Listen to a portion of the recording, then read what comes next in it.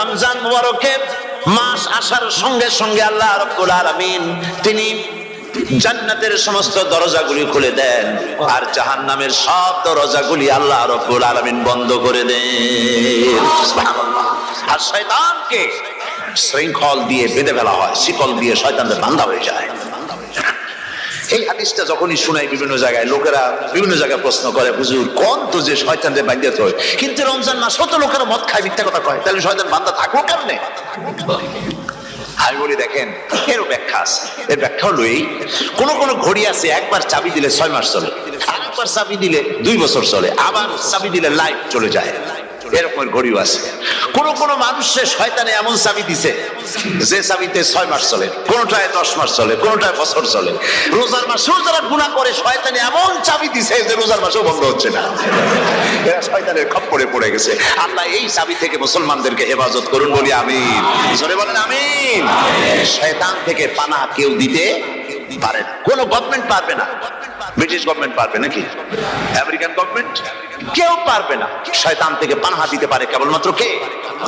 ওই আল্লাহ রাব্বুল আলামিন আমাদেরকে শিখায় দিয়েছেন, শয়তানের ওয়াসওয়াসা থেকে আমার কাছে পানাহ চাও।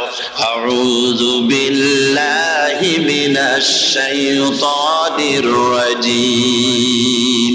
বিতাড়িত মরদুদ শয়তানের ওয়াসওয়াসা থেকে পানাহ চাই, আল্লাহর কাছে পানাহ চাও। আল্লাহ পাক বলেন আমি পানাহ দিতে পারি শয়তানের ওয়াসওয়াসা থেকে। শয়তান থেকে আশ্রয় একমাত্র সিকিউর নিরাপত্তা পেয়েছেন আল্লাহর পয়গম্বরের। সুবহানাল্লাহ। আম্বিয়া আলাইহিমুস সালাম তারা আল্লাহ কর্তৃক নিয়ন্ত্রিত, শয়তানের ক্ষমতা নাই পয়গম্বরদের কাছে যাওয়া। চতুর সীমানার ভেতরে শয়তান প্রবেশ করে কোন নবীকে ওয়াসওয়াসা দিতে পারবে না, বলি সুবহানাল্লাহ। এই জন্য শয়তান থেকে বেঁচে যাওয়া, শয়তানের ওয়াসওয়াসা থেকে বাঁচা খুবই কঠিন। সেই জন্য আল্লাহ পাক বলছে শয়তানকে বেঁধে রাখা হয়, জান্নাতের সমস্ত দরজা খোলা, জাহান্নামের সমস্ত দরজা বন্ধ হয়ে যায়। এই নিয়ামতের মাস আমাদের সামনে। প্রত্যেকটি যখন কোন ওয়ার্কশপ হয়, তো ওয়ার্কশপের জন্য এক একটা কি বলে সিলেবাস থাকে।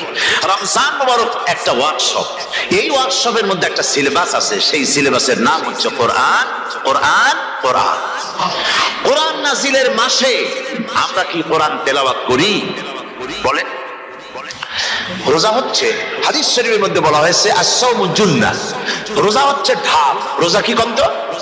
ঢাল বোঝেন তো? ঢাল কি? প্রোটেক্টর। আপনি জিহাদের ময়দানে, যুদ্ধের ময়দানে নিরাপত্তার জন্য বাইরের থেকে আক্রমণকে ভিড়াবার জন্য কি ব্যবহার করেন? ঢাল ব্যবহার করেন। রোজা হচ্ছে ঢাল, শয়তানের সমস্ত আক্রমণ থেকে বাঁচার জন্য রোজা হচ্ছে ঢাল। রোজার দিনে কেউ যদি আপনার সাথে ঝগড়া করে, তাহলে রাসূল বলেছেন তুমি বলো, তুমি ঝগড়ায় প্রবৃত্ত হবে না। তোমার সাথে যদি কেউ ঝগড়া করে, তুমি বলবে ইন্নী সাইম, আমি রোজাদার। আমি তোমার মতো ঝগড়া করতে আমিও পারি, আমি তোমার মতো গালাগালি দিতে পারি, কিন্তু আমি দেব না, ঝগড়াও করব না, গালিও দেব না, মারামারিও করব না, কারণ আমি রোজাদার। সুবহানাল্লাহ। রোজা আপনাকে গুনাহ থেকে বাঁচায় দেবে। দেখেন রোজা কিভাবে গুনাহ থেকে বাঁচায়। মিথ্যেবাদী সারাক্ষণ মিথ্যে কথা বলে, কিন্তু রোজার মাস আসছে। এখন মিথ্যাবাদী যারা, তাদের ঘনিষ্ঠ লোকদের কাছে শুনেছি যে তারা বলে, যদি কোনো লোক দিনের বেলা আইসে যায় আর এমন কথা, যে কথা বলতে গেলে মিথ্যা বলা ছাড়া উপায় নাই তার জন্য, সে তখন বলে ভাই তুমি তো অসময় আসছো, এখন আমি খুব ব্যস্ত, আই এম ভেরি বিজি, তুমি রাত্রে আসো। কথা বুঝতে পেরেছেন তো? রোজা হচ্ছে কি? রোজাটা কি বলে? ঢাল। কোন মেয়ে লোকের দিকে চোখ করলো, আহা আমি তো রোজাদার, চোখকে সাথে সাথে নিচে নামায় ফেললো। গানের আওয়াজ আসলো, আমি তো রোজাদার, সে গানটা শুনলো না। কাজে সমস্ত গুনাহ থেকে বাঁচার জন্য রোজা একটা বিরাট হাতিয়ার। সুবহানাল্লাহ। এই মাসে আল্লাহ রাব্বুল আলামিন এই মাসটা, এই রোজাটা কেন দিয়েছেন? লাআল্লাকুম তাত্তাকুন, ইয়া আইয়ুহাল্লাযীনা আমানু কুতিবা আলাইকুমুস সিয়ামু কামা কুতিবা আলাল্লাযীনা মিন ক্বাবলিকুম লাআল্লাকুম তাত্তাকুন। হে বিশ্বাসীরা, তোমরা যারা ঈমান এনেছো শোনো, আমি রোজাকে তোমাদের জন্য ফার্জ করেছি, যেমন করে ফার্জ করেছিলাম তোমাদের পূর্বপুরুষদের উপরে। রোজা শুধু আমাদের উপরে ফরজ হয়েছে তা না, আমাদের আগে যারা যেসব নবীরা আসছিলেন তাদের উপর রোজা কি ছিল? ফরজ ছিল। সুতরাং এই রোজা তোমাদের উপরে ফরজ, এই জন্য লাআল্লাকুম তাত্তাকুন, যাতে করে তোমরা কি হতে পারো? পরেজগার হতে পারো। কি হতে পারো? পরেজগার, মুত্তাকি হতে পারো, আল্লাহকে ভয় করতে পারো। একমাত্র আল্লাহর ভয় মানুষকে ভালো বানাতে পারে। একটা মানুষ জান্নাতে যাওয়ার জন্য, জাহান্নাম থেকে বাঁচার জন্য একটা জিনিস, কয়টা জিনিস বলে? একটি জিনিস যদি ভেতরে থাকে, তাহলে সমস্ত গুনাহ থেকে বাঁচতে পারে। আর একটি জিনিস যদি না থাকে তাহলে এমন কোন কাজ নাই পৃথিবীতে যা সে করতে পারে না। সেই কাজটার নাম কি? তাকওয়া। সবাই বলেন কাজটার নাম কি? তাকওয়া। যদি ভেতরে আল্লাহ পাকের ভয় থাকে, রব্বুল আলামিন আমাকে দেখছেন, তিনি আমাকে শুনতেছেন, এই ভয় যদি অন্তঃকরণের ভিতরে থাকে তাহলে এই লোকটি কোনো গুনাহের কাজ করতে পারবে না, মিথ্যা বলতে পারবে না, ওজনে কম দিতে পারবে না, খাদ্যে ভেজাল দিতে পারবে না, শয়তানি বদমাশি করতে পারবে না। আর যদি এই জিনিসটির অভাব থাকে, যদি তাকওয়া না থাকে তাহলে সমস্ত অন্যায় কাজ সে করতে পারবে। এই জন্য আল্লাহ রাব্বুল আলামিন বলেন রোজা এই জন্য দান করেছে যাতে করে রোজার মাস এই জন্য দিলাম লাআল্লাকুম তাত্তাকুন, তোমাদের ভিতরে তাকওয়ার সৃষ্টি হয়। এই ওয়াজ আমি আপনাদের সামনে অনেকবার করেছি। হযরত ওমর রাদিয়াল্লাহু তাআলা আনহু রাতের বেলায় ঘুরতে ঘুরতে দেখেন এক বাড়িতে আলো জ্বলছে, শেষ রাত। এই রাত্রে বাড়িতে আলো জ্বলে কেন? ভাবলেন কোনো অসুখ বিসুখ হলো নাকি। তো উনি কাছে গেছেন, গিয়ে কান পেতে শুনতেছেন। বাড়ির মালিক বুড়ি তার যুবতী মেয়েকে ডেকে বলছে, মা ওঠো, তাড়াতাড়ি ওঠো। কেন? যে সকাল তো হয়ে গেল, দুধ দই এনেছি, আমি দুধ এনে রাখছি, এখন তুমি পরিমাণ মতো সবটা পাত্রে পানি দিয়ে ভরে দাও, তাহলে ওজন বেশি হবে আর আমরা ভালো লাভ করতে পারবো। মেয়ে বলছে, মা তুমি বলো কি, এটা আমার দ্বারা সম্ভব না। কেন সম্ভব নয়? হযরত ওমর এক ফরমান জারি করেছেন, তিনি বলেছেন পানিতে দুধের মধ্যে পানি মিশাতে নিষেধ করেছেন। তাছাড়া রাসূল করিম সাল্লাল্লাহু আলাইহি ওয়াসাল্লাম খাদ্যদ্রব্যে ভেজাল দিতে নিষেধ করেছেন। কাজেই হযরত ওমরের এই নির্দেশকে আমি অমান্য করতে পারবো না। মা বলছে, দেখো ওমর এখন তো ঘুমাইতেছে, এত রাত্রে তিনি কি এখানে আসছেন নাকি আমাদের এই কারবার দেখতে? তুমি পানি মিশাও ইচ্ছে মতো। মেয়ে বলছে, মা হযরত ওমর ঘুমাতে পারেন, তার পুলিশেরা, তার গোয়েন্দা বিভাগের লোকেরা ঘুমাতে পারেন, হযরত ওমরের চোখকে ফাঁকি দেওয়া যাবে, হযরত ওমরের পুলিশকে ফাঁকি দেওয়া যেতে পারে, কিন্তু আল্লাহ রাব্বুল আলামিনের চোখকে ফাঁকি দেওয়া যাবে না। আমার পক্ষে সম্ভব নয়, আমি দুধে পানি মিশাতে পারবো না। হযরত ওমর রাদিয়াল্লাহু তাআলা চলে গেলেন, গিয়ে তার ছেলেকে ডেকে বললেন, ছেলে আমি তো এখন বুড়া হয়ে গেছি, আমার বিয়ের বয়স নাই, আমি একটা মেয়ের খোঁজ নিয়ে আসছি, যদি আমার বয়স থাকতো এই মেয়েটার আমি বিয়ে করতাম। সুবহানাল্লাহ, সুবহানাল্লাহ। এই মেয়েটা তুমি খোঁজ নাও, যদি বিয়ে না হয়ে থাকে তুমি প্রস্তাব দাও বিবাহের। কি সৌন্দর্য তিনি দেখলেন মেয়েটার মধ্যে, স্বাস্থ্য, রূপ, যৌবন, কি দেখলেন? তাকওয়া। জোরে বলেন না, কি দেখলেন? এই তাকওয়া তিনি দেখলেন। এই তাকওয়ার উপরে ভিত্তি করে আমিরুল মুমিনিন, অর্ধেকটা পৃথিবীর প্রেসিডেন্ট, খলিফাতুল মুসলিমিন, আমিরুল মুমিনিন হযরত ওমর তার ছেলের জন্য পুত্রবধূ করে তাকে ঘরে নিয়ে আসলেন। সুবহানাল্লাহ। ফায়দা কি হলো? ফায়দা এই হলো, এই মেয়ের গর্ভে যে মেয়ে হলো, সেই মেয়ের গর্ভে যে মেয়ে হলো, সেই মেয়ের গর্ভে ফারুক সানি হযরত ওমর ইবনে আব্দুল আজিজ রাহমাতুল্লাহ আলাইহির মতো ফারুক সানি আল্লাহ দান করে দিলেন। সুবহানাল্লাহ। এটার নাম হচ্ছে তাকওয়া। এই তাকওয়ার ব্যাপারে হযরত ওমর রাদিয়াল্লাহু তাআলা আনহু তিনি হযরত কাব বিন উবাই রাদিয়াল্লাহু তাআলা আনহুকে জিজ্ঞেস করেছিলেন যে তাকওয়ার একটা ব্যাখ্যা আপনি কি আমাকে বলতে পারেন, তাকওয়ার ব্যাখ্যাটা কি? তিনি বলেন, হ্যাঁ পারি। কি ব্যাখ্যা? তিনি বলেন যে দেখুন, তাকওয়ার ব্যাখ্যা হচ্ছে এই যে সংকীর্ণ একটি রাস্তা, সরু ন্যারো একটা রোড, এই ন্যারো রোডের দুই দিকে আছে কাঁটাযুক্ত লতা পাতা, এই কাঁটাযুক্ত লতা পাতার মধ্য দিয়ে এই সরু রাস্তা দিয়ে আপনি যখন যাবেন তো কিভাবে যাবেন? হযরত ওমর বললেন, আমার জামা কাপড় এইভাবে খুব আটোসাটো করে আমরা যাব, যাতে করে গায়ের চামড়াও না ছেড়ে আমার জামাও যাতে না ছিঁড়ে যায়। হযরত কাব বিন উবাই রাদিয়াল্লাহু তাআলা আনহু বলছেন এটার নামই হচ্ছে তাকওয়া। এটার নাম কি? তাকওয়া। এটার নাম হচ্ছে তাকওয়া। দুনিয়ার অসংখ্য পাপের ভেতর থেকে আপনি চলে যাবেন, পাপ যেন আপনাকে স্পর্শ করতে না পারে। এটার নাম তাকওয়া। বাইন মাছ নিশ্চয়ই খেয়েছেন আপনারা, না লন্ডনে পাওয়া যায় না? পাওয়া যায়। এই বাইন মাছ যারা খেয়েছেন আপনারা, আমি জানি না আপনারা জানেন কিনা, বাইন মাছ কোথায় থাকে? পানিতে থাকে না কাদায় থাকে? মাশাআল্লাহ, বাইন মাছ থাকে কাদার মধ্যে। কিন্তু এই বাইন মাছ যারা ধরেছে তাদের মুখে শুনেছি আমি যে বাইন মাছ থাকে কাদায়, ওকে যখন ধরে টেনে বের করায় কাদার মধ্যে থেকে এক ফোঁটা কাদা ওর গায়ে নাই। এই কলুষিত সমাজ, পাপে ভরপুর। গ্রেট ব্রিটেন, আমেরিকা, পাশ্চাত্য, আমাদের দেশ, সর্বত্র পাপ আর পাপ। এই পাপের মধ্যে বাইন মাছ শুধু খাইয়েন না, ওর কাছ থেকে শিক্ষাও গ্রহণ করেন। ও যেমন কাদার মধ্যে থাকে, কাদা ওর গায়ে লাগে না, আপনিও এই সমাজের মধ্যে আপনি আপনার কাজ চালিয়ে যান। পাপ যেন আপনাকে স্পর্শ না করে, আল্লাহ যেন পাপের থেকে আমাদের বাঁচান। আমরা বলি আমিন, সবাই বলেন আমিন। এটার নাম হচ্ছে তাকওয়া। আর তাকওয়া লম্বা জামায় তাকওয়া হয় না, লম্বা দাড়িতে তাকওয়া হয় না, পাগড়ি একটা বানলেই তাকওয়া হয় না। রাসূল সাল্লাল্লাহু আলাইহি ওয়াসাল্লাম বলেছেন তাকওয়া হা হুনা, হা হুনা, হা হুনা, তিনবার বলেছেন, বুকের দিকে দেখায় বলেছেন তাকওয়া হা হুনা। তাকওয়া হচ্ছে এখানে। এর অর্থ এই নয় যে আমি দাড়িকে আমি ছোট করে দেখছি, জামাকে ছোট করে দেখছি, তা নয়। কিন্তু বলছি যে তাকওয়াটা হচ্ছে অন্তরের ভেতরে, এই অন্তরের ভেতর থেকেই এটার বহির প্রকাশ হতে হবে। আপনার কথায়, আপনার বলায়, আপনার ওঠায়, আপনার বসায়, আপনার চালচলনে, আপনার বিয়ে শাদীতে, আপনার ব্যবসা বাণিজ্যের সর্বত্র তাকওয়ার ছাপ প্রদর্শিত হতে হবে। তাহলেই আমার মধ্যে তাকওয়া এসেছে বলে প্রমাণ হবে। আর এটাই আল্লাহ পাক চান। রমজান মুবারকে তোমাদের মধ্যে তাকওয়া সৃষ্টি হোক। রোজা সম্পর্কে এই কথাগুলি আমি বলে নিলাম। প্রথম 10 দিন শুধু রহমত নাজিল হবে, দ্বিতীয় 10 দিনে আল্লাহ পাক শুধু মাফ করতে থাকবেন, আর তৃতীয় 10 দিনে আল্লাহ পাক জাহান্নাম থেকে মুক্ত করে দিবেন। সুবহানাল্লাহ। রমজানে মক্কা শরীফে, মদিনা শরীফে ছোট্ট একটা বাচ্চাও ঘুমায় না। অন্তত 5-7 বছর, 8-10 বছর বয়স হয়ে গেছে এরকম বাচ্চা সারা রাত্রে 1 সেকেন্ডের মধ্যে ঘুমায় না। সমস্ত লোক জাগে, ফজরের নামাজ পড়তে গিয়ে ঘুমায়, সব সমানে 2 হাতে নেকি কামাই করে। নেকি কামাইয়ের মৌসুমে বাহার। রমজান হচ্ছে নেকি কামাইয়ের বসন্তকাল। আপনারা যেন খবরদার মিস করবেন না, মিস করবেন না খবরদার। এই মাসটা পুরোপুরি কাজে লাগাবার জন্য মায়েরা, আমার মায়েরা, বোনেরা, মেহেরবানি করে এই মাসটা কাজে লাগাবেন। গীবত গাইবেন না, রাগারাগি করবেন না, ঝগড়াঝাড়ি করবেন না, মিথ্যা কথা বলবেন না, তেলাওয়াত, জিকির, আজকার। আর পুরুষেরাও এই জিকির আজকারের মধ্যে, মানুষকে ভালো কাজের আদেশ করার মধ্যে যা আজকে আল্লাহ আমার দিয়ে বলাইলেন, এই কাজগুলি আমি এবং আপনারা সবাই যেন আমল করতে পারি। আল্লাহ তৌফিক দান করুন।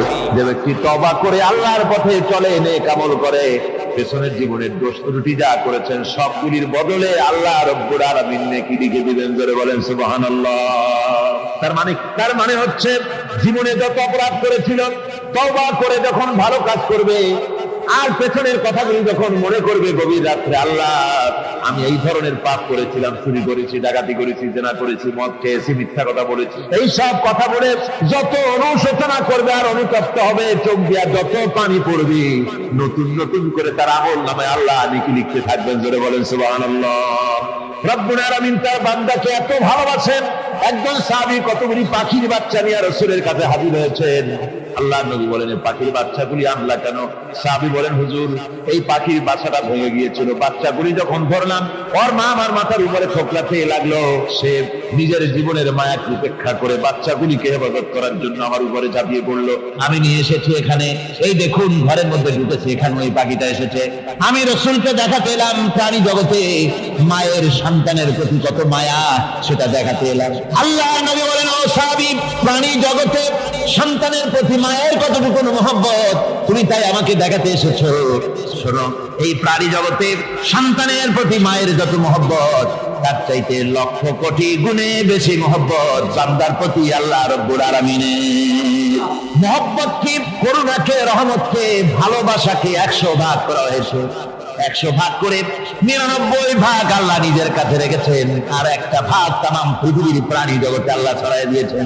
একটা ভাগ দিয়েছেন সারা দুনিয়ার প্রাণী জগৎ। সেই একটা ভাগে এই শত সহস্র কোটি প্রাণীর মধ্যে যেটুকুন আমরা পাইছি, এতটুকুন মহব্বতে সন্তানের জন্য কলিজায়, সন্তানের কোনো অকল্যাণ হলে কলিজায় পানি থাকে না, সন্তানের কোনো অসুবিধা হলে বা মা বাপের কষ্ট হলে বা কারো কোনো কষ্ট হলে আমরা এই ধরনের আমাদের অবস্থার সৃষ্টি হয়ে যায়।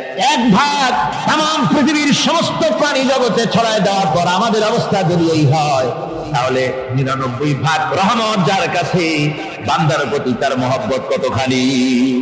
আমার বন্ধুগণ, রাসূল পাক সাল্লাল্লাহু আলাইহি ওয়াসাল্লাম বলেছেন, ও সাহাবীরা, একজন লোক উটের পৃষ্ঠে যাচ্ছিল কোথাও, উটের পৃষ্ঠে তার খাবার আছে, পানি আছে, যেতে যেতে মরুদ্যানের মধ্যে সে বিশ্রাম করলো। ঘুমের থেকে জেগে দেখে উট নাই, খাবার নাই, পানিও নাই। বড় লোকটা কেমন পেরেশান হয়। সাহাবীরা বলেন, হুজুর উট হচ্ছে মরুভূমির জাহাজ, উট হারায় গেছে, টাকা পয়সা যা ছিল, খাদ্য খাবার ছিল, সব চলে গেছে, এর থেকে পেরেশানি তো আর কিছুই হয় না। হুজুর বলেন, লোকটা খানিকক্ষণ চিন্তা ভাবনা করতে করতে কিছুক্ষণ পর দেখলো উট ফিরে এসেছে, সমস্ত টাকা তার ওই খাদ্য আর পানিও নিয়ে হাজির হয়ে গেছে। বলো কেমন খুশি হয়? হুজুর, হযরত সাহাবীরা বলেন, হুজুর এর থেকে খুশি আর কি হতে পারে? লোকটার দিল তো ভরে যাবে। আল্লাহর নবী বলেন, ও সাহাবীরা, কোন বান্দা যদি আল্লাহ থেকে নাফরমান হয়ে যায়, নামাজ ছেড়ে দেয়, জেনা ব্যভিচার, বদমাশি, নাফরমানিতে যখন লিপ্ত হয়ে যায়, উঠারা ব্যক্তি উট পাওয়ার জন্য যেমন পেরেশানি বোধ করে, আল্লাহ রাব্বুল আলামিন তার ওই নাফরমান বান্দার জন্য আল্লাহ রাব্বুল আলামিন ফিরে আসার জন্য আল্লাহ রাব্বুল আলামিন চান। বান্দা যখন নাফরমান বান্দা নিজের গুনাহ বুঝতে পেরে যখন সেজদায় পড়ে গিয়া কান্দে, রব্বুল আলামিন আমার গুনাহ মাফ করে দাও, এইভাবে যখন কাঁদতে থাকে, রব্বুল আলামিন আল্লাহর হাবিব বলেন উঠা ব্যক্তি উঠ পেরে পড়ে, ওই ব্যক্তি যত খুশি হন। কোন নাফরমান বান্দা যখন সেজদায় পড়ে যায়, আল্লাহ রাব্বুল আলামিন এর চাইতে লক্ষ কোটি গুণে বেশি খুশি হয়ে যান। আল্লাহ পাক হচ্ছেন রহমান রহিম, গাফুরুর রহিম। পৃথিবীতে এমন কে আছে আপনি আমাকে বলেন? এমন কে আছে অপরাধ করবে না আর সে বলবে আয় তোরে মাফ করে দেই? বলেন এরকম আছে নাকি? কেউ বলেন আছে? এমনকি বাপ মা ছেলে অন্যায় করেছে, বাপ মার দিল চায় ছেলেটা যদি মাফ চাইতো বড্ড ভালো হতো, ওর সাথে প্রাণ ধরে কথা বলতাম, বুকের সাথে জড়িয়ে দিতাম, কিন্তু মুখ খুলে বলে না যে অপরাধ করেছিস মাফ চাইয়া যা, এরকম বলে। মাও বলে না, বাপেও বলে না, কিন্তু একমাত্র মহান সত্য রব্বুল আলামিন বান্দা যখন গুনাহ করে আল্লাহ ডাকে, বান্দারে গুনাহ করেছিস ফিরে আয়, আমি তোরে মাফ করে দেব।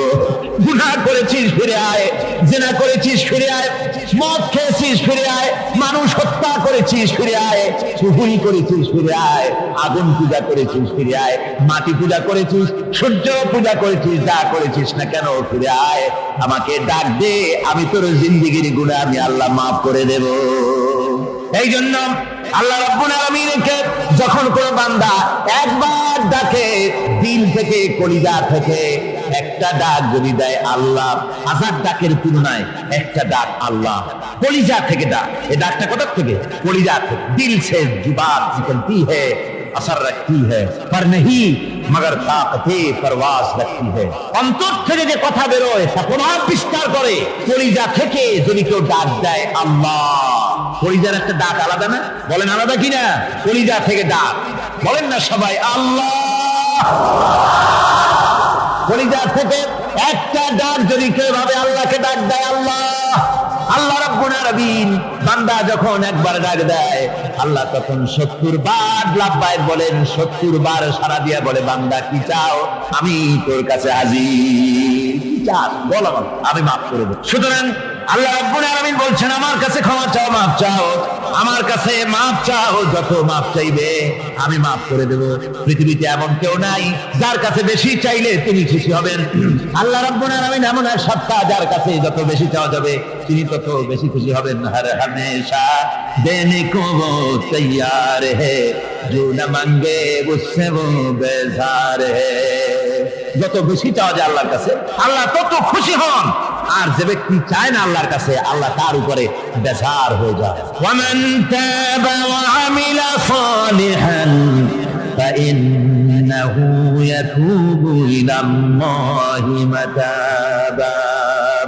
আর যারা তওবা করে নেক আমল করে তার আল্লাহর দিকে ফিরে আসে, যেমন কি তার আশা উচিত তেমন ভাবে সে আল্লাহর কাছে ফিরে আসে। তার মানে হলো তওবা মাফ, তওবা কবুল করার জন্য, গুনাহ মাফ করার জন্য পৃথিবীতে কেউ নাই। আছে কেউ? গুনাহ কি কেউ মাফ করতে পারে? দুনিয়ায় কেউ পারে? আকাশে কেউ পারে? আল্লাহ ছাড়া কেউ গুনাহ মাফ করতে পারে? যদি মানুষ তওবা করে রব্বুল আলামিন বলেন সে এমন ভাবে তওবা করে আল্লাহর কাছে ফিরে এসেছে যেখানেই তার আসা উচিত, এই জায়গা ছাড়া আর তার কোনো যাওয়ার জায়গা নাই। সুতরাং সে জায়গা মতো এসেছে, অনুতপ্ত এবং অনুশোচনা করেছে। আল্লাহ পাক এ ধরনের অনুতপ্তকারী অনুশোচনাকারীকে রব্বুল আলামিন ক্ষমা করে দিয়ে থাকেন। ওয়াল্লাযীনা লা ইয়াশহাদুনা আয-যুর ওয়া ইযা মাররু বিল-লাগবি মাররু কিরামা। আর যারা মিথ্যার সাক্ষ্য হয় না, রহমানের বান্দা তারা যারা মিথ্যার সাক্ষ্য হয় না, এরা হচ্ছে ষষ্ঠ বৈশিষ্ট্য। আর তারা কোনো অনর্থক, কোনো নিরর্থক কোনো কাজ যদি দেখে, ঘটনা দেখে, সেখান থেকে তারা শরীফ মানুষের মতো, একেবারে নিতান্ত ভদ্র মানুষের মতো সেখান থেকে কেটে পড়ে। গান বাজনা হচ্ছে, নাটক হচ্ছে, অশ্লীলতা হচ্ছে, গালাগালি হচ্ছে, অনর্থক কোনো কাজ হচ্ছে, নিরর্থক কোনো অনুষ্ঠান কিছু একটা হচ্ছে, ওখান থেকে একটা ভদ্রলোকের মতো, যেমন কোনো দুর্গন্ধময় জায়গা থেকে মানুষ যখন যায় নাকে রুমাল দিয়ে আস্তে করে সেখান থেকে পাশ কেটে চলে যায়, ঠিক কিনা? ঠিক ঠিক ওইভাবে করে আল্লাহ পাক বলছেন আমার মুমিন বান্দারা এই ধরনের কোন অনর্থক নিরর্থক যে কাজের মধ্যে কোনো পরকাল নাই, আল্লাহ নাই, দুনিয়ার মানুষের স্বার্থ নাই, দেশের স্বার্থ নাই, রাষ্ট্রের স্বার্থ নাই, জনগণের স্বার্থ নাই, এই ধরনের সমস্ত গাল গপ্প নাটক উপহাস, এই ধরনের মজা, এই ধরনের অনুষ্ঠান যখন দেখে আমার মুমিন বান্দারা সেখানে দাঁড়ায় না। ময়লার কাছ থেকে নাকে রুমাল দিয়ে মানুষ যেমন চলে যায়, এই লোকটি তখন অত্যন্ত ভদ্রের মতো আস্তে করে পাশ কেটে বেরিয়ে যায়। ওয়াল্লাযীনা ইযা যুক্কিরু বিআয়াতি রাব্বিহিম লাম ইয়াখিরু আলাইহা সাম্মান ওয়া উময়ানা। আর আমার বান্দাদের 7 নম্বরের রহমানের বান্দা, খাঁটি বান্দা যারা, তাদের 7 নম্বরের বৈশিষ্ট্য হচ্ছে যে ওই সমস্ত বান্দারা তাদের কাছে যখন আমার আয়াতকে শোনানো হয়, আমার কোরআন তেলাওয়াত করে আমার আয়াত করে যখন নসিহত শোনানো হয়, তখন তারা বোবার মতো বধিরের মতো বসে থাকে না। তারা বুঝতে পেরেছে? রহমানের খাঁটি বান্দা যারা, তাদের কাছে কোরআনের কথা ওয়াজ করে যখন শোনানো হয়, আল্লাহর কালাম যখন শোনানো হয়, আয়াত পড়ে পড়ে যখন নসিহত শোনানো হয়, লাম ইয়াখিরু আলাইহা সুম্মান ওয়া উময়ানা, তখন ওই ব্যক্তি অন্ধ এবং বধিরের মতো চুপ করে বসে থাকে না, বরং আমল করা শুরু করে দেয়। ধরে বলেন সুবহানাল্লাহ। যখন সে জানলো যে এগুলি হলো আল্লাহর বিরোধী কাজ, এগুলি আল্লাহর কাজ, আল্লাহ রাসূলের কাজ, তখন তা পালন করা শুরু করে দেয়। এই 5 দিন ধরে কোরআনের যে কথাগুলি হলো, এই কথাগুলি শোনার পর আপনারা কি বসে থাকবেন? বসে থাকবেন? যারা বসে থাকবে এইগুলি শোনার পরে আল্লাহ তাদেরকে বলেছেন এরা হলো অন্ধ, এরা হলো বধির, এরা হলো বোবা। আমরা আল্লাহর এই যে কথা, আমরা কি অন্ধ আর বধির আর বোবা হবো নাকি? আমরা হবো না? আমরা অন্ধ নয়, বধির নয়, বোবা নই, বরং আল্লাহ যা বলেছেন, যা শুনলাম সামি'না ওয়া আতানা, এই 5 দিন ধরে যা শুনলাম আল্লাহর কথা, কার কথা শুনলাম? আর সমস্ত কথা আমরা আমল করবো। জোরে কোন আমিন। আল্লাহ যেন কবুল করেন। জোরে কোন আমিন। আমল করা কি? বসে না থাকা কি? বসে না থাকা হচ্ছে যা শুনলাম, আল্লাহর যা ফরজ, যা হুকুম, তা মানবো। আল্লাহ যা নিষেধ করেছেন তার থেকে ফিরে থাকবো, এটাই হলো কাজ। এরপরে রব্বুল আলামিন বলেন ওয়াল্লাযীনা ইয়াকুলুনা রাব্বানা হাব লানা মিন আজওয়াজিনা ওয়া যুররিয়্যাতিনা কুররাতা আয়ুনিন ওয়াজআলনা লিল মুত্তাকিনা ইমামা। রহমানের বান্দা 8 নম্বর এবং শেষ নাম্বার হচ্ছে এটা বৈশিষ্ট্য এই যে তারা রহমানের যারা খাঁটি বান্দা, আল্লাহর যারা খাঁটি বান্দা, তারা রব্বুল আলামিনের কাছে মুনাজাত করে, আমার রব, আয় আমার আল্লাহ, হাবলানা মিন আজওয়াজিনা ওয়া যুররিয়াতিনা, আমাদের এবং আমাদের স্ত্রীদের আর আমাদের সন্তানদেরকে তুমি দয়া করে আমাদের চক্ষুর শীতলতা বানায় দাও। করে বলেন আমিন। ওয়াজআলনা লিল মুত্তাকিনা ইমামা, আর আমার এই সন্তানদেরকে তুমি মুত্তাকিদের ইমাম বানায় দাও। শুধু মুত্তাকি বানায় না, মুত্তাকিদের নেতা বানায় দাও। যেরকম সুবহানাল্লাহ। এই কথা, এই সূরাটা, এইটা তখনকার কথা যখন এই মুমিনদের মক্কি সূরা, তো এটা যখন মক্কা শরীফে দেখা গেল যে মুসলমানেরা, যিনি ইসলাম কবুল করেছেন তার বাপ কাফের, যিনি ইসলাম কবুল করেছেন কারো বাপ কাফের, কারো মা কাফের, কারো সন্তান কাফের, কারো মেয়ে কাফের, কারো জামাই কাফের, সব প্রিয়জনেরা কুফরি হালতে আছে। আর এগুলি দেখে তাদের চক্ষুর মধ্যে কাঁটা বিঁধতেছিল, চক্ষু জর্জরিত হয়ে যাচ্ছিল। নিজের সন্তানের চেহারা যত ভালো হোক, সন্তান যতই শিক্ষা দীক্ষা থেকে যতই উন্নত আর ভালো হোক না কেন, সে যদি জাহান্নামের দিকে অগ্রসর হতে থাকে, কোন নেককার ইমানদার পিতার মনে তার সান্ত্বনার কারণ হতে পারে না। সে তখন আল্লাহর দরবারে, আল্লাহ পাক বলেন ওই মুমিন বান্দারা আমার কাছে দোয়া করে যে রব্বুল আলামিন আমার সন্তানদেরকে, আমার স্ত্রীদেরকে আমার চক্ষুর শীতলতা বানাও, তাদের আমল আখলাক কেমন বানাও যাতে আমাদের চক্ষু ঠান্ডা হয়ে যায়। জোরে বলেন আমিন। জোরে বলেন আমিন। সন্তানদের জন্য আল্লাহর কাছে দোয়া করতে হবে। আপনারা দেখেন, চোখের সামনে দেখতে পাচ্ছেন সন্তান সিনেমায় যাচ্ছে, সন্তান নামাজ পড়ে না, সন্তান রোজা রাখে না, সন্তান মানুষের তৈরি করা মতাদর্শের পেছনে স্লোগান দিচ্ছে, দৌড়াচ্ছে, আর আপনি পিতা হয়ে তাকে ঠেকাচ্ছেন না। ওই ছেলে তো জাহান্নামে যাচ্ছে, আপনার দরদ হওয়া উচিত, ওই ছেলেকে ফিরানো দরকার আর আল্লাহর কাছে দোয়া করা দরকার। আমার বন্ধুগণ, দোয়া আল্লাহ নিজেই শিখাই দিচ্ছেন, দোয়া করো। পড়েন আমার সাথে, রব্বানা হাব লানা মিন আজওয়াজিনা ওয়া যুররিয়্যাতিনা কুররাতা আয়ুনিন ওয়াজআলনা লিল মুত্তাকিনা ইমামা। উলাইকা ইউজজাউনাল গুরফাতা বিমা সাবারু ওয়া ইউলাক্কাউনা ফিহা তাহিয়াতান ওয়া সালামা। আল্লাহ পাক বলেন এই সব লোকদের জন্য তারা যে সবর করেছিল সেই সবরের কারণে আমি তাদের উত্তম জাযা দান করব। আর তাদের জন্য ফেরেশতারা চতুর্দিক থেকে ফেরেশতারা তাদের জন্য সম্বোধন করবে, তাদেরকে সম্বর্ধনা দিবে, ফেরেশতারা তাদের সম্বর্ধনা দিবে। ওয়াল মালাইকাতু ইয়াদখুলুনা আলাইহিম মিন কুল্লি বাবিন সালামুন আলাইকুম বিমা সাবারতুম ফানি'মা উকবাদ। চতুর্দিক থেকে ফেরেশতারা আসতে থাকবে আর তারা সালাম দিতে থাকবে, তাদেরকে সম্বর্ধনা দেবে বেহেশতীদেরকে, আর বলবে তোমাদের জন্য এই পরকালের এই ঘরটাই জায়গাটা কতই না উত্তম করে আল্লাহ তৈরি করে রেখেছেন। বলেন সুবহানাল্লাহ। সালামুন আলাইকুম। আল্লাহ বলছেন উলাইকা ইউজজাউনাল গুরফাতা বিমা সাবারু।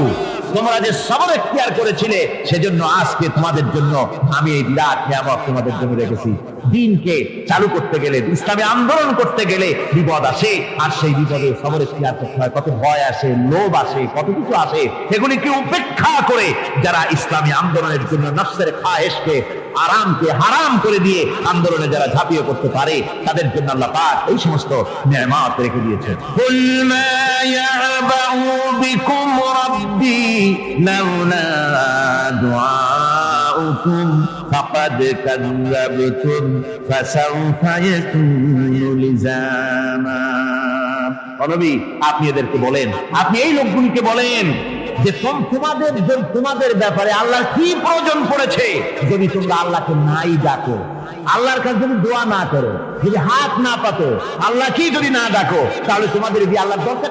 ফাকাদ কাযাবতুম, তোমরা তো অস্বীকার করে চলছো। ফাসাউফা ইয়াকুনু লিজামা, খুব তাড়াতাড়ি করে তোমরা বুঝতে পারবে, এমন অবস্থা, এমন আযাব আসবে যে তখন তোমাদের প্রাণ বাঁচানোই দায় হয়ে পড়বে। আমার বন্ধুগণ, একটা মানুষের সাথে মানুষের সৃষ্টি আর পাথরও সৃষ্টি, পাথরও একটা মাখলুক, মানুষও মাখলুক। পাথরের সাথে মানুষের পার্থক্য কোথায়? পাথর আল্লাহর দরবারে হাত তুলতে পারে না, আল্লাহকে ডাকতে পারে না, মোনাজাত করতে পারে না। মানুষ ডাকতে পারে, হাত তুলতে পারে, তার হাত দেওয়া আছে।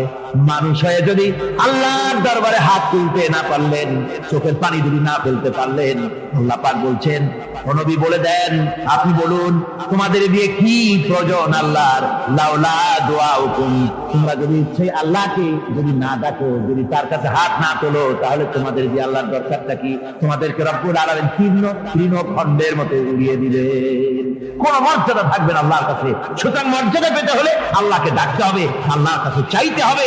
এভাবে করে আল্লাহ পাক তার বান্দাদেরকে নির্দেশ করছেন। আমার বন্ধুগণ, এই মোট 8টি বৈশিষ্ট্য ইসলামের আপনার মুমিন বান্দাদের জন্য, রহমানের খাঁটি বান্দাদের জন্য এই 8টি বৈশিষ্ট্য আল্লাহ পাক দান করেছেন। এই 8টি বৈশিষ্ট্য যেন আল্লাহ পাক আমাদের মধ্যে দান করে দেন। জোরে বলেন আমিন, আরো জোরে বলেন আমিন। 8টি বৈশিষ্ট্যের জন্য আল্লাহ পাক বেহেশত রেখেছেন। 8টি বেহেশত কয়টি? এই 8টি বেহেশতের দরওয়াজা আল্লাহ যেন আমাদের জন্য কিয়ামতে খুলে দেন। জোরে কোন আমিন। আমার ভাইরা, আল্লাহ রাব্বুল আলামিন এই কোরআন যে নাযিল করেছিলেন, এই কোরআন দিয়ে এই ধরনের নৈতিক গুণে গুণান্বিত একটা জনসমষ্টি তৈরি করেছিলেন আল্লাহর হাবিব জনাব মুহাম্মদ রাসূলুল্লাহ সাল্লাল্লাহু আলাইহি ওয়াসাল্লাম। আর সেই জনসমষ্টি দিয়ে রাসূল পাক সাল্লাল্লাহু আলাইহি ওয়াসাল্লাম একটি ইসলামী কল্যাণমূলক রাষ্ট্র তৈরি করেছিলেন। রাসূলুল্লাহ কি করেছিলেন?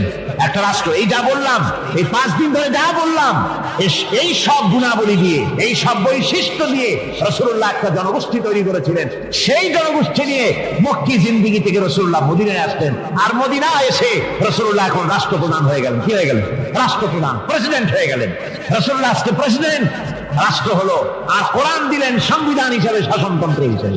আল্লাহর নবী বললেন, আজকে আমি দেশবাসীকে এমন একটা কনস্টিটিউশন, এমন একটি সংবিধান দেশবাসীকে আমি দিলাম, যেই সংবিধানের বদৌলতে সমাজে আর চুরি থাকবে না, ডাকাতি থাকবে না, জেনা থাকবে না, ব্যভিচার থাকবে না।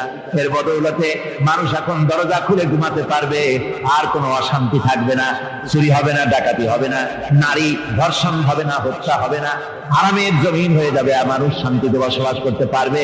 হুজুর বললেন, খায়রুল কুরুনি কারনি, সর্বশ্রেষ্ঠ যুগ হচ্ছে আমার যুগ। আমার বন্ধুগণ, কোরআনের সমাজই ছিল পৃথিবীর সর্বশ্রেষ্ঠ সমাজ, সেই সমাজ ব্যবস্থাকে আমরা ভুলে গিয়েছি। আজকে সমাজতন্ত্র ব্যর্থ হলো কেন? কমিউনিজম ব্যর্থ হলো কেন? ব্যর্থ হওয়ার একমাত্র কারণ হলো তারা মানুষকে খেতে দিতে পারে নাই, পড়তে দিতে পারে নাই। পুঁজিবাদও ব্যর্থ, সমাজতন্ত্র ব্যর্থ। আসলে ওরা বলেছে আমরা সবাইকে সমান করে দেব, খাইতে দেব, পড়তে দেব, কাপড় দেব, চোপড় দেব, ওষুধ দেব, তোমাদের মৌলিক অধিকার, মৌলিক প্রয়োজন মিটাবো, এগুলি সব তারা বলেছে। কিন্তু মৌলিক প্রয়োজন মিটাতে পারে নাই। 70 বছর জুড়ে পাবনা বিদায় হয়ে গিয়েছে। মৌলিক প্রয়োজন মিটাতে পারে শুধুমাত্র কোরআন। কে মিটাতে পারে? জোরে বলেন, কে পারে? কোরআন পারে মানুষের মৌলিক প্রয়োজন মিটাতে। তাই এই কোরআনে কারীমকে আল্লাহ রাব্বুল আলামিন অবতীর্ণ করলেন, আর কোরআন দিয়ে রাসূল পাক সাল্লাল্লাহু আলাইহি ওয়াসাল্লাম একটা সমাজ তৈরি করলেন। এমন সমাজ যেখানে রাষ্ট্রপ্রধানের পেট ফুলে উঠলো না খাইয়া, রাষ্ট্রপ্রধানের বিরাট বিল্ডিং উঠলো না, বিদেশে টাকা জমা হলো না। আজকে আমরা দেখি পৃথিবীতে কত জায়গায় রাষ্ট্রপ্রধান নিজের ছেলেবেলে নাই, হাওলাত করা ছেলে একটা, তাও যদি এত টাকা পয়সা বিদেশে জমা করে, তাহলে মানুষেরা মন্তব্য করে যদি নিজের ছেলে থাকতো তাহলে তো গোটা বাংলাদেশ বিদেশি ব্যাংকে জমা দিয়ে দিত।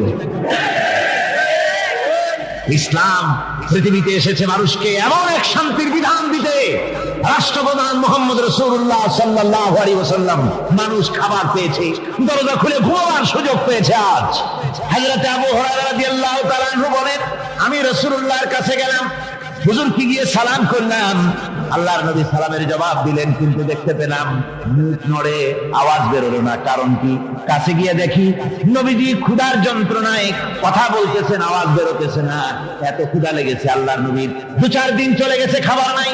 রাসূলুল্লাহ সমস্ত গনিমতের মাল, যাকাত সদকার মালগুলি, খাদ্য দ্রব্যগুলি 2 হাতে বিতরণ করেছেন। নিজের পেটে খাবার নাই, মানুষকে দিতেছেন। দিতে দিতে এশার নামাজ পড়ে নবীজি ঘরের মধ্যে প্রবেশ করে হযরত আয়েশা সিদ্দিকা রাদিয়াল্লাহু তাআলা আনহাকে দেখে বলেন, আয়েশা রে, সারাদিন কষ্ট করেছি, দারুণ ক্ষুধা লেগেছে, তাড়াতাড়ি করে কিছু খাবার আমারে এনে দাও। হযরত আয়েশা হুজুরের ক্ষুধার্ত শ্রান্ত ক্লান্ত চেহারার দিকে তাকাইয়া হযরত আয়েশা কেঁদে বলেছেন। হযরত আয়েশা কাঁদেন আর বলেন, ইয়া রাসূলুল্লাহ, আল্লাহর নামের কসম করে বলি, আমি আয়েশার ঘরে কোনো পানি ছাড়া কোনো খাবার নাই। এই ছিল রাসূলের আদর্শ। আল্লাহ পাক বলে, বান্দা যখন আমাকে ডাকে, আমি বান্দার একদম নিকটে, তার ঘাড়ের চাইতেও নিকটে। ওয়া নাহানু আকরাবু ইলাইহি মিন হাবলিল ওয়ারিদ। আমি আমার বান্দার সারা যে রগের উপরে তার মাথা, এর থেকেও আমি আমার বান্দার বেশি নিকটে। সুবহানাল্লাহ পড়ে। আমি তোমার কাছে, আমার কাছে মাপ চাও, যত বড় গুনাহ হোক। ওয়া ক্বালা রাব্বুকুম উদউনি আস্তাজিব লাকুম। তোমার প্রভু তোমাকে ডেকে বলেছে, আমাকে ডাকো, আমি মাফ করে দেব। সুবহানাল্লাহ। কত বড় কথা! আমাকে ডাকো, নিরাশ হয়েও না, হতাশ হয়েও না। আল্লাহর গজব বেশি না রহমত বেশি? আল্লাহর রহমত বেশি। হাদিসে কুদসির ভিতরে এসেছে, আল্লাহ পাক বলেছেন, কোন বান্দা যদি আমার দিকে 1 বিগত অগ্রসর হয়, আমার রহমত তার দিকে 1 হাত এগিয়ে যায়। কোন বান্দা যদি আমার দিকে হেঁটে আসে, আমার রহমত তার দিকে দৌড়ে যায়। বান্দা যখন আল্লাহর দরবারে 2 হাত উঁচু করে চোখের পানি ফেলে দেয়, মুসলিম শরীফের হাদিসের ভিতরে এসেছে, গভীর রাত্রে, রাতের 3য় অংশে আল্লাহ রাব্বুল আলামিন প্রথম আকাশে আসেন আর ডেকে বলেন, পৃথিবীতে আছো নাকি কেউ গুনাহ করে জীবন বরবাদ করে দিয়েছো? আমার কাছে মাফ চাও। ঋণগ্রস্ত আছো, অসুস্থ আছো, অপমানিত আছো, কে আছো মাজলুম, আমাকে ডাকো, আমার কাছে বলো, আমি ডাকে সারা দেব, জীবনের আশা পূরণ করে দেব। ওই সময় যে সমস্ত লোকেরা কাঁদে তাহাজ্জুদের নামাজ পড়ে, আল্লাহ জিজ্ঞেস করেন ফেরেশতারা, অমুক অমুক দেশ অমুক অমুক বান্দারা কাঁদে কেন? ফেরেশতারা বলে, রব্বুল আলামিন তুমি তো ভালো করে জানো। আল্লাহ বলেন, জানি, তবুও তোমাদের মুখে শুনতে চাই। তারা বলে, রব্বুল আলামিন তোমার এই বান্দা গুনাহ করেছি, গুনার জন্য মাফ চায়, জাহান্নাম থেকে বাঁচতে চায়। আল্লাহ পাক বলেন, ফেরেশতারা আমার এই বান্দারা আমারে দেখেছে নাকি? বলে দেখে নাই। বলে আমার দোজখ দেখেছে নাকি? বলে না, তাও দেখে নাই। আমার বেহেশত দেখেছে নাকি? বলে না, তাও দেখে নাই। আল্লাহ পাক বলেন, ফেরেশতারা সাক্ষী দেখো, ওরা আমাকে দেখে নাই, আমার বেহেশত দোজখ কিছুই দেখে নাই। শুধুমাত্র আমার নবীর কথা, আমার কোরআনের কথা বিশ্বাস করে আরামের ঘুমকে হারাম করে যেভাবে তারা কাঁদতেছে, সাক্ষী থেকে যাও ফেরেশতারা, আমার রহমতের দরিয়ায় জোশ মেরেছে, আমার ওই ক্রন্দনরত বান্দাগুলিকে আমি আল্লাহ মাফ করে দিলাম। সুতরাং মুমিন বান্দা যারা, আল্লাহর মুমিন বান্দা যারা, এই ইমানের কোয়ালিটি এটাও হতাশায় নিরাশায় ভেঙে পড়বে না। গুনাহ তো মানুষই করে, গুনাহ হয়ে গেছে মাফ চাও। তোমার গুনাহ কদ্দুর? তোমার গুনাহ যদি হয় পাহাড় সমান, আল্লাহর রহমত আকাশ সমান। জাহান্নামের কঠিন শাস্তি থেকে বাঁচতে হলে আল্লাহর প্রতি ঈমান আনতে হবে। আর ঈমান আনলে যে কোয়ালিটি গুলি হওয়া উচিত, সেগুলি আমি আপনাদের সামনে আলোচনা করছি। এরপর আরেকটি কোয়ালিটি হবে মুমিনের, তা হলো কঠোর কঠিন বিপদে অবিচল থাকবে, বিপদে ভেঙে পড়বে না। বিপদ আপদ, শত্রুতা, ক্ষয় ক্ষতি যা কিছু হয় সবই আল্লাহর পক্ষ থেকে, এটা মেনে নিতে হবে এবং ধৈর্য ধারণ করতে হবে। বিপদ মুসিবত শুধু উম্মতের জন্য নয়, দুনিয়ার সমস্ত নবীদের বিপদ এসেছে। হয় নাই নবীদের বিপদ আসে নাই? কোরআনে কারীম থেকে শুনুন, আল্লাহ রাব্বুল আলামিন বলেন, ওয়া কাযালিকা জাআলনা লিকুল্লি নাবিয়্যিন আদুওয়ান মিনাল মুজরিমিন। আল্লাহ পাক বলেন, এমনি করে আমি সকল নবীদের শত্রু বানিয়ে দিয়েছি, সব পাপিষ্ঠ আর অপরাধ প্রবণ লোকদেরকে। প্রত্যেক যুগে নবীদের শত্রু ছিল, প্রত্যেক যুগে নবীদের কি ছিল? শত্রু ছিল। সে শত্রু কারা ছিল? আল্লাহ পাক বলছেন নবীদের শত্রু ছিল পাপিষ্ঠ আর অপরাধ প্রবণ লোক, এরাই ছিল নবীদের দুশমন। রাসূলগণের অবস্থা যদি এই হয়, তাহলে তার উম্মত, ওই দিনের ধারক বাহক যারা, তাদের বুঝি বিপদ আপদ হবে না নাকি? হবে কিনা? তো ইসলামের বিরোধিতা যারা করে, কোরআনের পরিভাষায় বলা হয়েছে ইসলামের দুশমন, নবীদের দুশমন।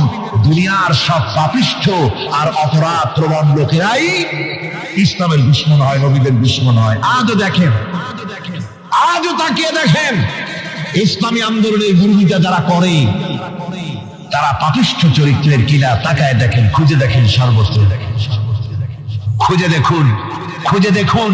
যারা ইসলামী আন্দোলনের বিরোধিতা করে, যারা ইসলামকে মিটিয়ে দেওয়ার চেষ্টা করতেছে, যারা ইসলামকে মৌলবাদ বলে, ইসলামকে সাম্প্রদায়িক বলে, কোরআনে কারীমের কথা কত স্পষ্ট যে নবীদের দুশমন হয়, ইসলামের দুশমন হয় মুজরিম লোকেরা, অপরাধ প্রবণ আর পাপিষ্ঠ লোকেরা। আজও আমরা দেখতে পাই এই শ্রেণীর লোকেরা পাপিষ্ঠ এবং সবচাইতে সমাজের নিকৃষ্ট ধরনের চরিত্রহীন লোক। নামাজ নাই। আপনি খুঁজে দেখেন ইসলামী আন্দোলনের বিরোধিতা যারা করছে, যারা নেতৃত্ব দিচ্ছে, নামাজ নাই, রোজা নাই, চরিত্র নাই, হজ নাই, যাকাত নাই, মদ, জুয়া, জেনা, ব্যভিচার ইত্যাদিতে লিপ্ত। চেহারা দেখলে ছেলেপেলেরা 2 গ্লাস পানি খায় ভর্ষজে। কথা ঠিক কিনা কয়? এই হলো অবস্থা। মারে কেন? মুমিনদেরকে, পয়গম্বরদেরকে, সাহাবীদেরকে এবং ঈমানদারদেরকে মারে কেন?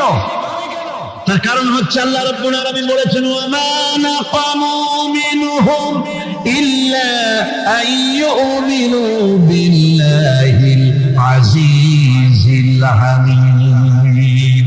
কাফিররা ঈমানদার লোকদেরকে অন্য কোন অপরাধী নির্যাতন চালায় না, নির্যাতন চালায় শুধু এই কারণে যেহেতু মুমিন লোকেরা পরাক্রমশালী, আল্লাহ রাব্বুল আলামিনের দ্বীনকে কায়েম করতে চায়, তার উপরে ঈমান এনেছে, এই কারণেই তারা মারে।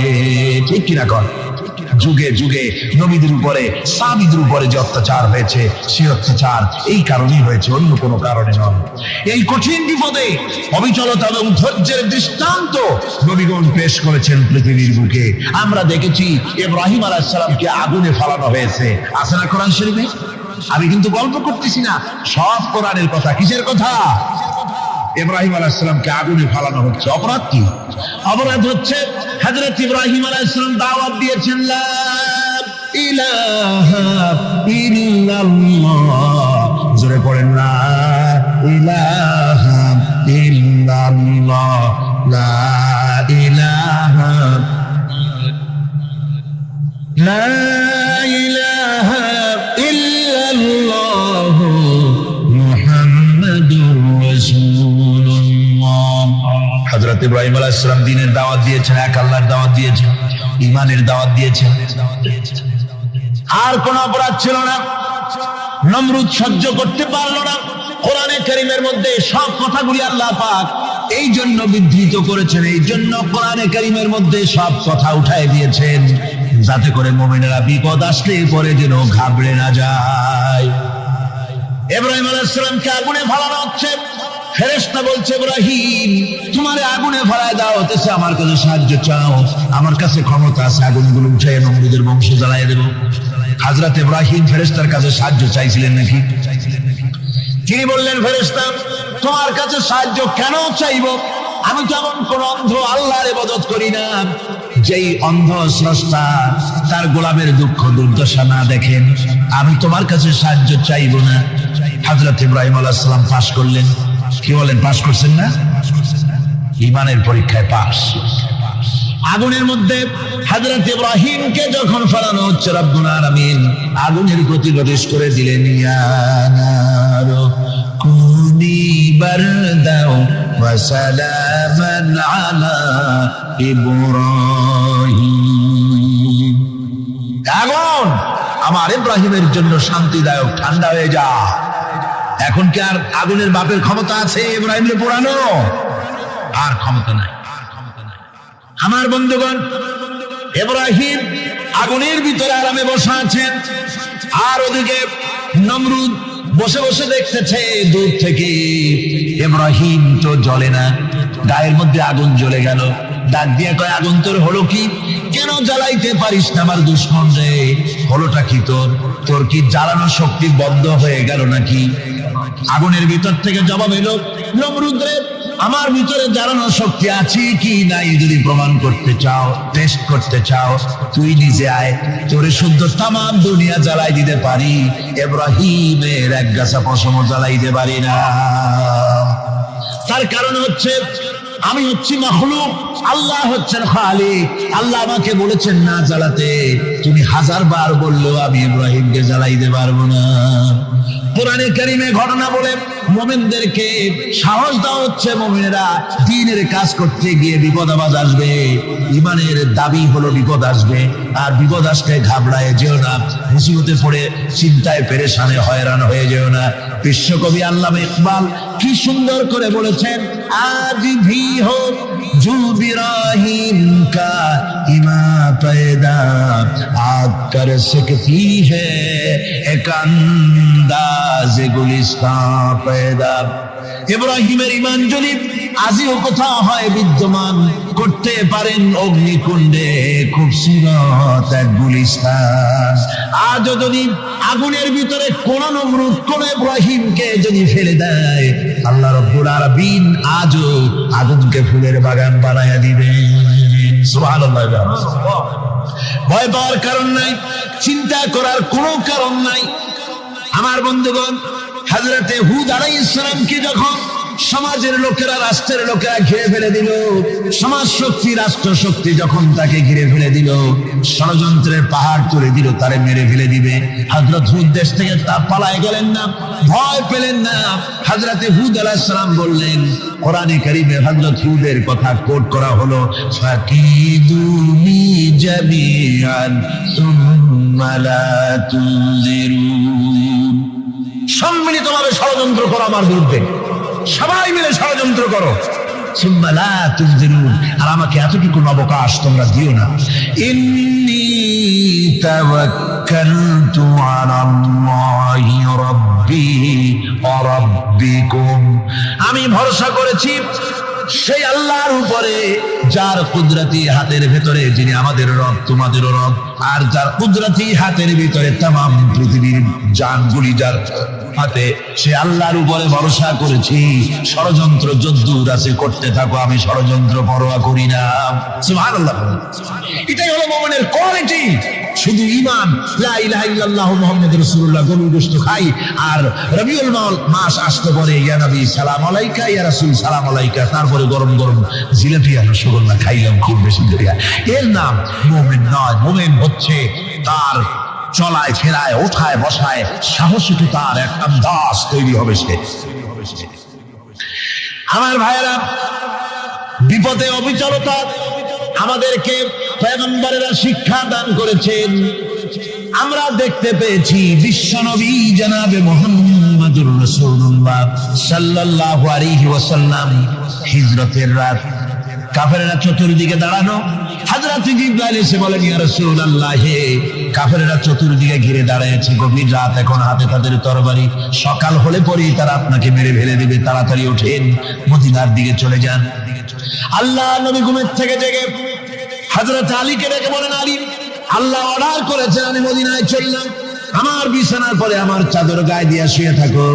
হযরত আলী বলেন, আল্লাহর হাবিব, আপনার চাদর গায়ে দিয়ে ঘুমিয়ে থাকবো, সকালবেলায় কাফির বেঈমানেরা আপনার বিছানার পরে আপনার চাদর গায়ে দেওয়া অবস্থায় আমি আলীকে তারা মুহাম্মদ মনে করবে, আর আমি আলীকে নবী মনে করে তারা তাদের তরবারি দিয়া কেটে কেটে টুকরা টুকরা করে আবার বিদায় করে দেবে দুনিয়া থেকে। এতটুকুনো পরোয়া করি না, বরং আমার দিলের মধ্যে এটাই তৃপ্তি থাকবে যে আমি আলীর জীবনের বিনিময় আল্লাহর হাবিব দুনিয়ায় বেঁচে আছে। যে ব্যক্তি বিদ্রোহ করেছে এবং দুনিয়ার জীবনকে অগ্রাধিকার দিয়েছে, তার জায়গা হচ্ছে জাহান্নাম। জোরে বলেন নাউজুবিল্লাহ। যে ব্যক্তি আল্লাহর সঙ্গে বিদ্রোহ করেছে আর পরকালের জন্য পাথর জোগাড় করে নাই, দুনিয়াকে অগ্রাধিকার দিল, পরকালকে ভুলে গেল, তার জায়গা হলো জাহান্নাম। وَأَمَّا مَنْ خَافَ مَقَامَ رَبِّهِ وَنَهَى النَّفْسَ عَنِ الْهَوَى فَإِنَّ الْجَنَّةَ هِيَ الْمَأْوَى। আর যে ব্যক্তি আপন প্রভুর সামনে উপস্থিত হকে ভয় করেছে এবং আপন প্রবৃত্তিকে লালসা মুক্ত করেছে, লালসার হাত থেকে রক্ষা করেছে, আল্লাহ রাব্বুল আলামিন কিয়ামতের দিন তার জন্য রেখে দিয়েছেন জান্নাত। তার জন্য কোন জায়গা? আমাদেরকে পরকাল ভিত্তিক জীবন যাপন যদি করি, তাহলে কবরের জবাবগুলি খুব আসান হবে। আর যদি পরকাল ভিত্তিক জীবন যাপন না হয়, কবরটা মুসিবত হয়ে যাবে।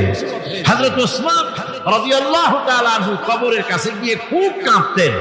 সাহাবায়ে কেরাম প্রশ্ন করেছেন, হুজুর, রাসূল করিম সাল্লাল্লাহু আলাইহি ওয়াসাল্লাম যখন জান্নাত ও জাহান্নামের ওয়াজ করেন, তখনও তো এত বেশি আপনি কাঁদেন না, যত বেশি কাঁদেন কবরের কাছে এসে। কারণ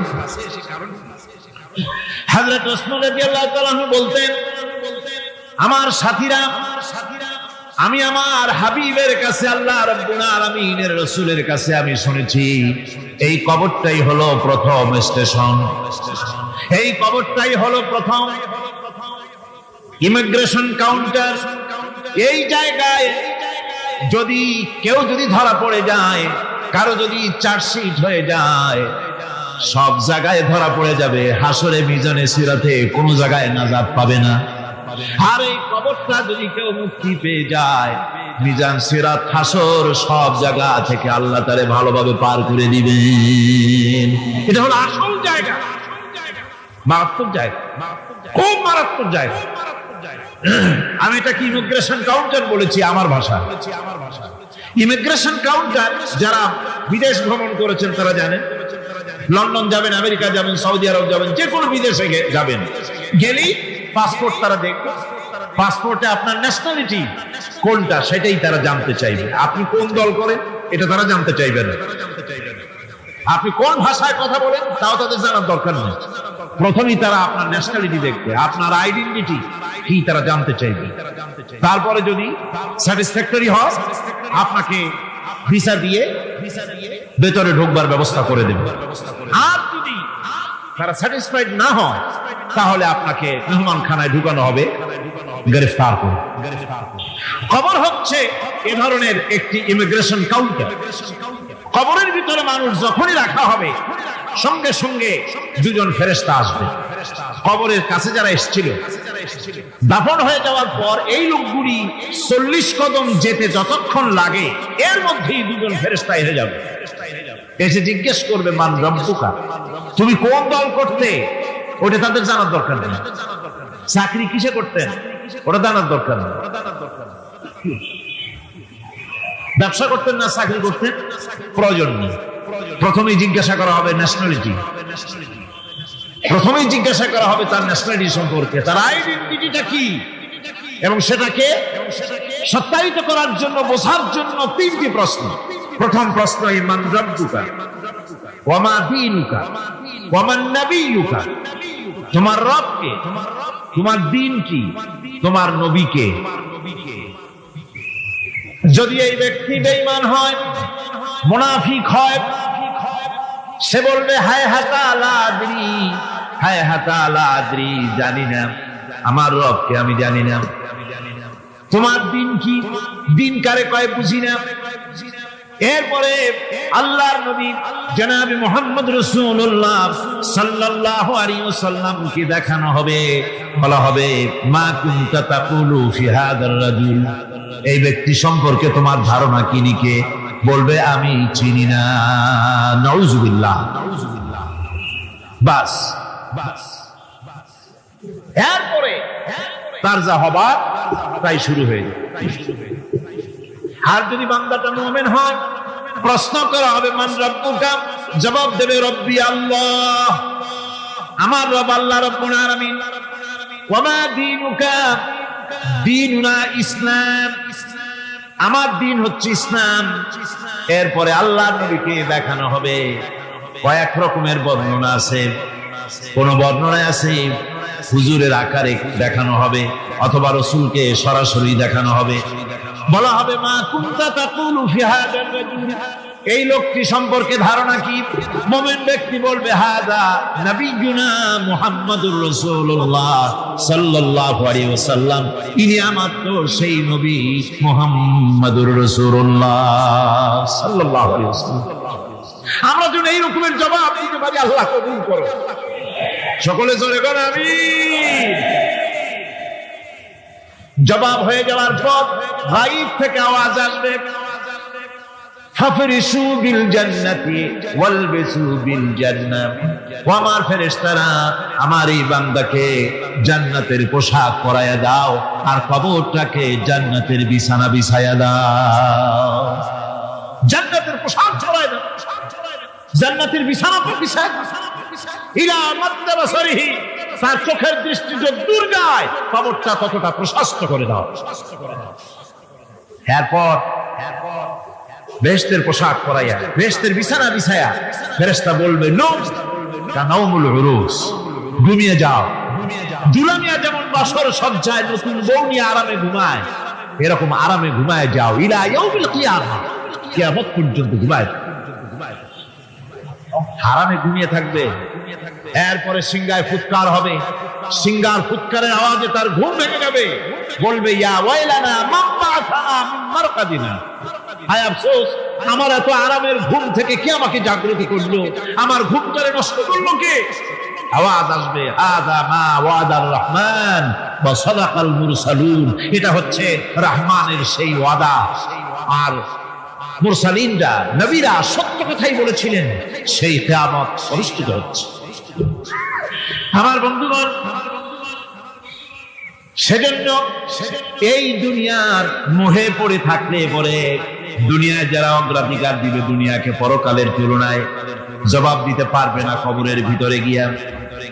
আর যারা পরকালকে অগ্রাধিকার দিবে, দুনিয়ার চাইতে পরকালকে বেশি অগ্রাধিকার দেবে, আর আল্লাহর ভয় কলিজার ভিতরে রাখবে, কবরের জবাব সঠিকভাবে দিতে পারবে, কিয়ামতের দিন আল্লাহ রাব্বুল আলামিন তাদের জন্য জান্নাত দান করবেন। জোরে বলেন আমিন। দুনিয়াটা হচ্ছে দুনিয়া যেখানে আমরা আছি। আমি আগেই বলেছি দুনিয়া হচ্ছে আসবা শব্দ থেকে এর উৎপত্তি হয়েছে। তুচ্ছ, নিকৃষ্ট, এটার দাম নাই, এটার মূল্য নাই। হযরত ইবনে কাইয়িম রাহিমাহুল্লাহ নওয়ারাল্লাহু মারকাদাহু ওয়া জাআলাল জান্নাতা মাসওয়াহু, হযরত ইবনে কাইয়িম তিনি বলছেন, সুন্দর করে বলছেন দুনিয়া সম্পর্কে, মা মাদা ফিদ দুনিয়া আহলামুন ওয়া মা বাকিয়া মিনহা আমানি ওয়াল ওয়াক্তু বাইনাহুমা দাইম। মা মাদা ফিদ দুনিয়া আহলামুন, জীবনের যে অংশ ফেলে এসেছি সেটা আজ একটা স্বপ্ন। ওয়া মা বাকিয়া মিনহা আমানি, আর জীবনের যে অংশ সামনে বাকি আছে সেটা এখন একটা আকাঙ্ক্ষা। ওয়াল ওয়াক্তু বাইনাহুমা দাইম, আর এর মাঝখান থেকে সময় সব চলে যাচ্ছে। কত বড় কথা চিন্তা করেছেন জীবনের যে অংশ ফেলে এসেছি তা আজকে স্বপ্ন, তা কি বলে স্বপ্ন, আর সামনে যা আছে সেটা আকাঙ্ক্ষা, আর মাঝখান থেকে সময় সব চলে যাচ্ছে। এরপরে তিনি বলছেন وَمَنْ يَسْحَبِ الدُّنْيَا يَكُنْ مِثْلَ قَابِضٍ عَلَى الْمَاءِ خَالَتْهُ فُرُوجُ الْأَصَابِعِ। দুনিয়াদারের অবস্থা হচ্ছে কেউ যদি দুই হাতে পানি খামসায় ধরে, দুই হাতে কি ধরছে বলে, দুই হাতে পানি খামসায় ধরেছে, খুব মজবুত করে ধরেছে, দুই মুঠ পানি, বলেন থাকবে কতটুকু? কতটুকু থাকবে? কারণ তার আঙ্গুলের ফাঁক তার সাথে খেয়ানত করবে, আঙ্গুলের ফাঁক দিয়া পানিগুলি সব বেরিয়ে চলে যাবে। সুতরাং দুনিয়া যারা চায় তারা ঠিক পানি খামসায় ধরলে পানি যেমন হাতের ভেতর থেকে খেয়ানত করে চলে যায়, যারা দুনিয়া চায় দুনিয়াও তাদেরকে এভাবে ফাঁকি দিয়ে চলে যায়। তবুও দুনিয়ার মায়া মানুষের এত বেশি। আল্লাহর নবী বলেন লাউ কানা লিইবনি আদামা ওয়াদিন মিন যাহাবিন লাহাব্বা ইয়াকুনা লাহু সারিন। এই পৃথিবীতে যদি কাউকে একটা মাঠ ভরে যদি সোনা দেওয়া যায়, লোকটা বলবে রব্বুল আলামিন আমি যদি আরেকটা মাঠ এরকম সোনা ভরা পেতাম, দ্বিতীয় আরেকটা মাঠ দেওয়া হলে আবার বলবে যদি তৃতীয় আরেকটা মাঠ সোনা ভরে যদি পেতাম। নবীজি বলেন ওয়ালা ইয়ামলাউ জাওফু ইবনু আদামা ইল্লা তুরাব। মানুষের পেট 3.5 হাত মাটি ছাড়া, কবরের মাটি ছাড়া মানুষের পেট ভরবে না। আরো চাই, আরো চাই, চাওয়ার কোনো শেষ নাই। মানুষ এভাবে করে দুনিয়ার মহব্বতে এমনি পাগল হয়ে যায়, শুধু দুনিয়ার মহব্বত, পরকালকে বেমালুম ভুলে যায়। আমি কিন্তু এই কথা বুঝাতে চাই নাই যে পরকালের মহব্বতে, পরকালের ভয়তে বা পরকালের জন্য দুনিয়া আপনি বাজার ঘাট বেচা কিনা ব্যবসা বাণিজ্য সবকিছু ভুলে যান, না তা নয়। ভুল বোঝার কোনো কারণ নাই। পরকালকে অগ্রাধিকার দিতে হবে, মানে দুনিয়াটা চিরস্থায়ী জায়গা নয়। চিরস্থায়ী হচ্ছে কোনটা? আখিরাত। চিল্লা এখন কোনটা? সুতরাং এখানে যা করতে হবে আখিরাতের জবাবদিহিমূলক জীবন যাপন করতে হবে। আপনি ব্যবসা করবেন, ওজনে কম দিতে পারবেন না, আপনি খাদ্যে ভেজাল দিতে পারবেন না, চুরি করতে পারবেন না, ডাকাতি করতে পারবেন না, জেনা করতে পারবেন না, বদমাশি করতে পারবেন না, মদ খেতে পারবেন না, সন্ত্রাসী হতে পারবেন না, হাইজ্যাকার হতে পারবেন না, চাঁদাবাজ হতে পারবেন না, মুনাফাখোর হতে পারবেন না, আপনি চোরা কারবারি হতে পারবেন না, ঘুষখোর হতে পারবেন না, সুদখোর হতে পারবেন না। এই সব কাজ পরকালকে বিশ্বাস করলেই এ সমস্ত কাজ থেকে মানুষ বিরত থাকতে পারে। কথা ঠিক কিনা? এটাই হচ্ছে। সুতরাং এই পৃথিবী থাকবে না, এটা কি চিরকাল থাকবে না, এর একটা পরিসমাপ্তি ঘটবে। যেমন করে সারা বছর লেখাপড়া করার পর কলেজে, বিশ্ববিদ্যালয়, মাদ্রাসায়, হাই স্কুলে, সব জায়গায় সারা বছর লেখাপড়া করার পর যেমন পরীক্ষা দেওয়ার একটা দিন আসে, সারা বছর ব্যবসা করার পর হিসাব নিকাশ করার যেমন একটা সময় আসে,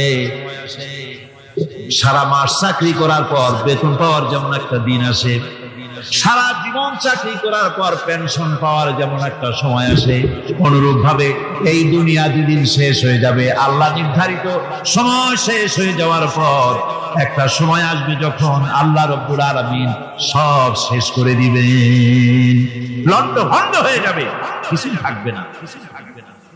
কোরআনে কারীমে আল্লাহ সব বলেছেন, কোরআনে সব আল্লাহ বলে দিয়েছেন। আল্লাহ পাক বলেন এই পৃথিবীর সব কেমন ভাবে ধ্বংস হবে তার চিত্র আল্লাহ পাক কোরআনে কারীমে তুলে ধরেছেন। ইযাস সামাউল ফাতারাত ওয়া ইযাল কাওয়াকিবু তাসারাত ওয়া ইযাল বিহারু ফুজ্জিরাত ওয়া ইযাল কুবুরু বু'সিরাত। যখন আকাশসমূহ দীর্ঘ বিদীর্ণ হয়ে যাবে, তারকাগুলি বিক্ষিপ্ত হয়ে ছিটকে পড়বে, আর সমুদ্রগুলি উচ্ছ্বসিত হয়ে পড়বে, কবরগুলি সব তার ভেতরে যা আছে উদ্গীরণ করে দেবে, তারকাগুলি স্থিমিত হয়ে যাবে। এরপরে সমস্ত আকাশগুলি কিতাবের পৃষ্ঠার মতো একটার পরে একটা ঠাস ঠাস করে পড়তে থাকবে। চূর্ণ বিচূর্ণ হয়ে ভেঙে চুরে একাকার হয়ে যাবে। পাহাড়গুলিকে উড়িয়ে দেওয়া হবে, চন্দ্র এবং সূর্য একাকার হয়ে যাবে। আল্লাহ রাব্বুল আলামিন বলেন ফাইদা বারিকাল বাসার ওয়া খাসাফাল কমার ওয়া জুমিআশ শামসু ওয়াল কমার। চক্ষু যখন বিস্ফারিত হয়ে যাবে, চাঁদ যখন তার আলো হারিয়ে ফেলবে, সূর্য যখন তার আলো হারিয়ে ফেলবে, চাঁদ আর সূর্য সব একাকার হয়ে যাবে। সেই সময়ের অবস্থাটা কি চিন্তা করো। মানুষ হয়রান হয়ে দৌড়াদৌড়ি করবে। وَحُمِلَتِ الْأَرْضُ وَالْجِبَالُ فَدُكَّتَا دَكَّةً وَاحِدَةً। জমিন এবং পাহাড়গুলির মধ্যে আল্লাহ রাব্বুল আলামিন সংঘর্ষ বাঁধিয়ে দিবেন। পাহাড়গুলি ভেঙে চুরে টুকরা টুকরা হয়ে যাবে।